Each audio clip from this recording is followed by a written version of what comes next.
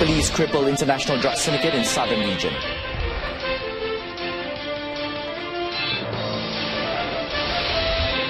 MRT second phase to be opened Monday from 4 p.m. onwards.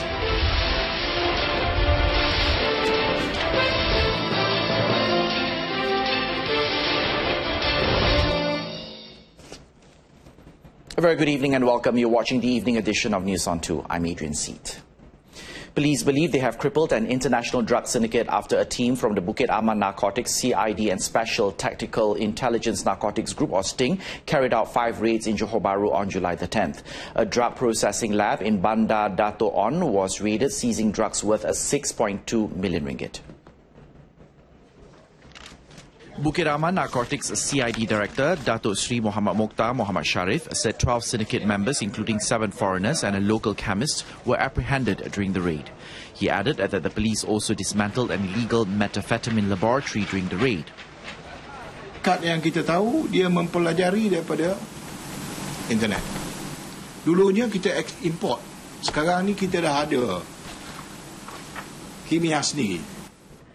Police also seized 4 pistols, 140 bullets, 1 hand bomb, 7 vehicles, 7 watches, jewelry, plus a cash haul of 57,000 ringgit.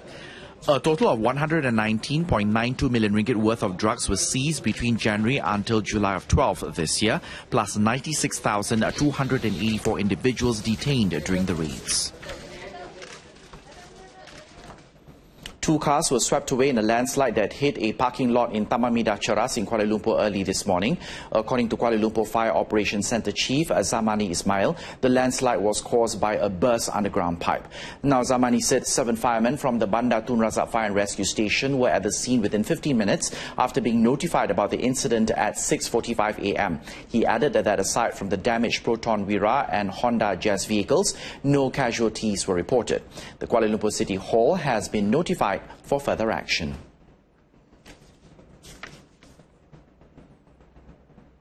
A year-old baby died when his uncle lost control of the car he was driving and landed in the ditch along kilometre 64 in Jalan Kuching Sri Aman Serian Sarawak at 9:30 a.m. today. According to State Traffic Investigation and Enforcement Department Deputy Chief DSP Bingkok John, the victim Muhammad Faiq Ishraf Abdullah was pronounced dead when he was taken to Serian Hospital for treatment.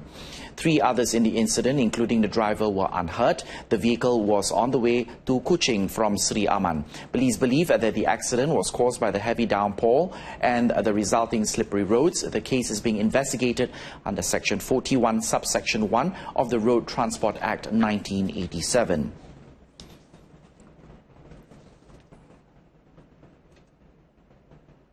A 61-year-old kidney patient on the way to Kemaman Hospital for treatment was killed when he lost control of the car he was driving and rammed into an electrical pole in Terengganu this morning. The deceased, Idris Ibrahim, who sustained severe injuries to his head and body, died at the scene. Now, according to Kemaman District Police Chief Superintendent Muhammad Said Ibrahim, the accident took place along kilometre 28.8 Jalan Pintas Matlagam, Chukai, heading towards Ceneh near Bandar Ceneh Baru, Kemaman at 7:50 a.m. He added that a team of firemen from the Bandar Ceneh Baru Fire and Rescue Station were able to remove the victim, who was pinned to the driver's seat. The body was sent to Kemaman Hospital's forensic unit for post-mortem. The case is being investigated under Section 41, Subsection 1 of the Road Transport Act 1987.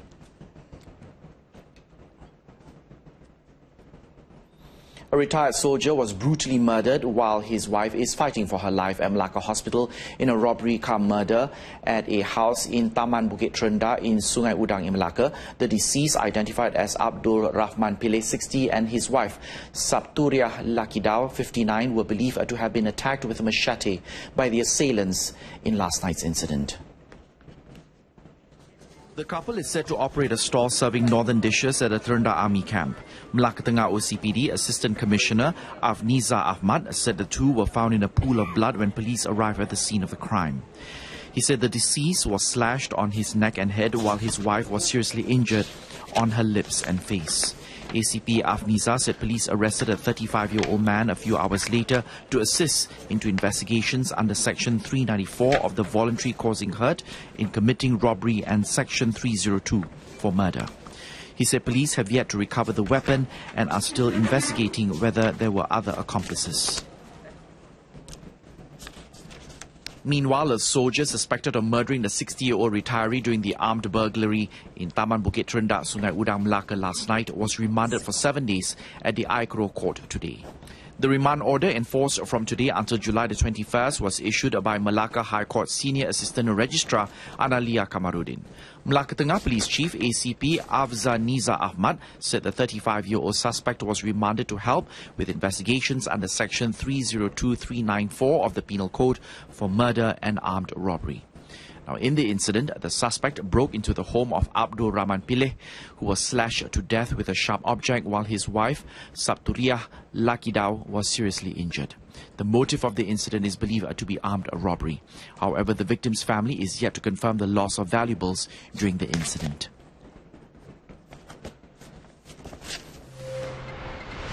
Coming up next, Johor planning to build UTC in Pasir Gudang. This and more in a moment. You're watching News on 2.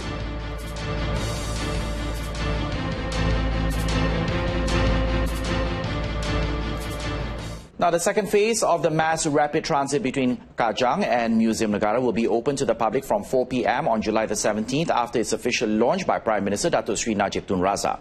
Rapid Rail Sdn Bhd in a statement said members of the public can now take this train from Kajang to the Museum Negara station, which is connected to the KL Central Station via an underground passage. Its Chief Executive Officer, Dato' Zohari Sulaiman, said the Sungai Buloh Semantan LRT line and the Kelana Jaya Sri Petaling and Ampang integrated LRT line will only be connected with the MRT's second phase from 6 a.m. on July the 18th. He added that the 51-kilometer line spans across 31 stations, including 7 underground stations, and integrates with the LRT route at Pasar Seni, Maluri, Merdeka, and Plaza Rakyat stations.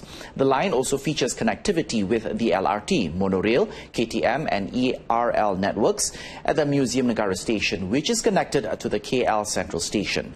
The Bukit Bintang MRT station is also connected to the Air Asia Bukit Bintang monorail station. In line with the opening of the second phase of the MRT line, feeder bus services for newly opened stations will also begin, thereby expanding the coverage of these buses provided by Rapid Bus Sdn Bhd to 23 additional routes across 12 new MRT stations.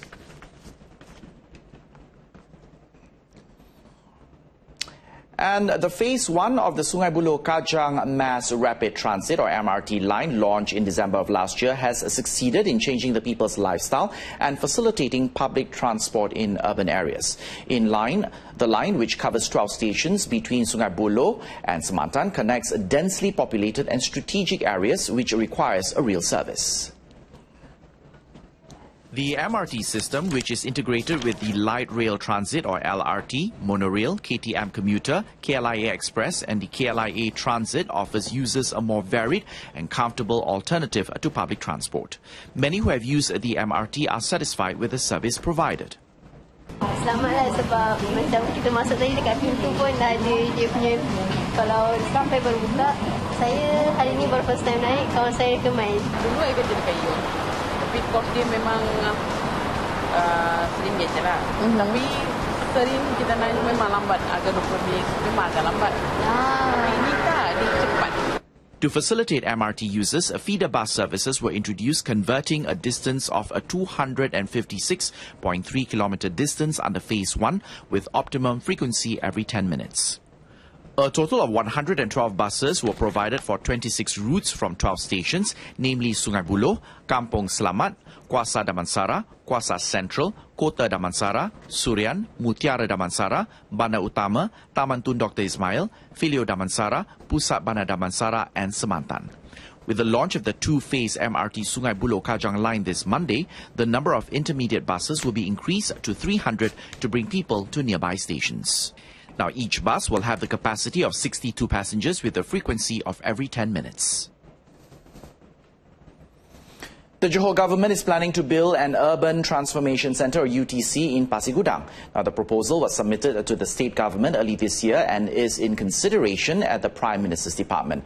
Johor Menteri Besar Datuk Muhammad Khalid Nordin said if approved, it will be established at the Pasir Gudang City Centre complex early next year.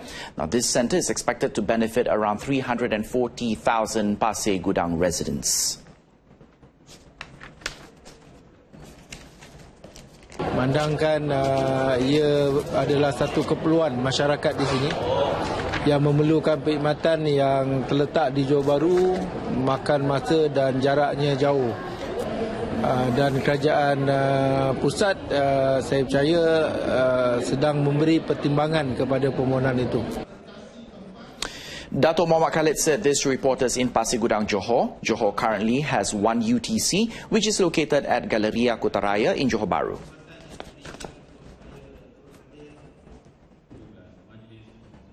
The Malaysian National Cooperative Movement, or Angkasa, will upgrade the My Angkasa Academy and Resort in Candekura, Langkawi as an international level cooperative training centre. Now, the upgrade is expected to cost 15 million ringgit. Angkasa President Dato' Abdul Fattah Abdullah said they will cooperate with other foreign cooperatives, especially from the ASEAN region, to fully utilize the training center. The training center also provides hospitality courses, which involves hospitality, food preparation and spa.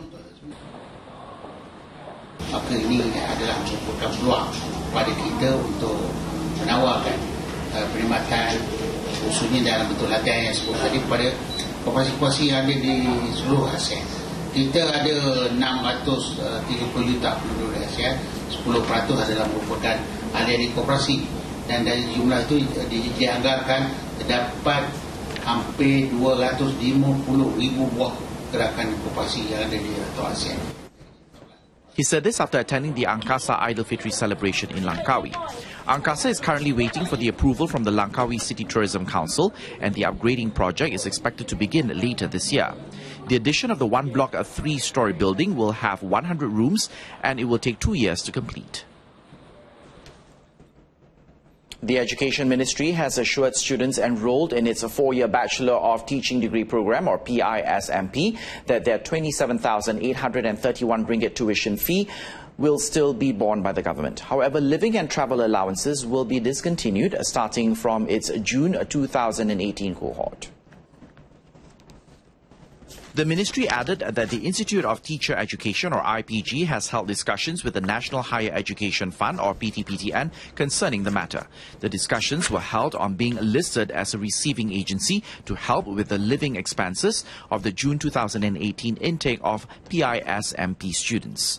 The ministry clarified that the June intake trainees pursuing the preparatory program for their PISMP degree course will continue to receive the 430 ringgit monthly living allowance and a maximum travel allowance of 500 ringgit throughout their 1-year program.